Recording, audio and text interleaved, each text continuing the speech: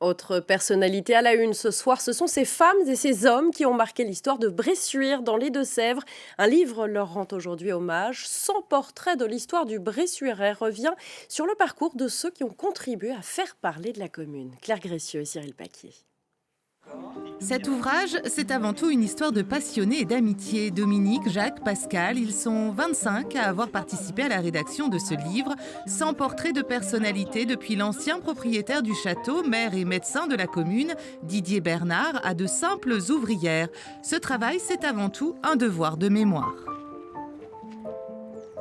J'aime beaucoup partir à la rencontre de celles et ceux qui ont à un moment donné marqué leur histoire. Petites gens comme gens importants. On parle de Didier Bernard, mais dans le livre, on trouve des gens du petit peuple, des gens modestes, mais qui participent à un moment donné quand même à cette grande histoire qui peut être l'histoire nationale. De la maison natale de Jean-Marie Blanc-Villain, dit Jean Blanc, parolier, à la rue de la Bobinette, moins fréquentable et connue pour sa maison close, Bressuire se dévoile au fil des pages. Il est même question de sorcellerie.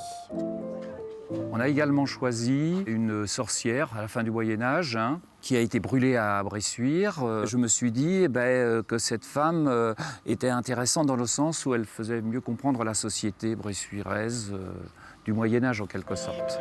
Des célébrités à Bressuire? Oui, au moins une, Germaine Lecomte, grande figure de la haute couture parisienne de l'après-guerre. Avec elle, de nombreuses femmes sont mises en avant, car l'histoire ne s'écrit pas qu'au masculin. C'est une créatrice de mode qui a eu vraiment ses années de gloire dans les années 1950. C'est vrai que l'histoire a été une histoire masculine pendant quand même très longtemps. Et on avait à cœur de faire une parité.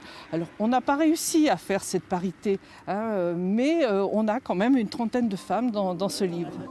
Il aura fallu 3 années de travaux, d'écriture et de correction pour la publication de ces biographies. Et l'association ne manque pas d'idées pour mettre de nouveau à l'honneur le Bressuirais.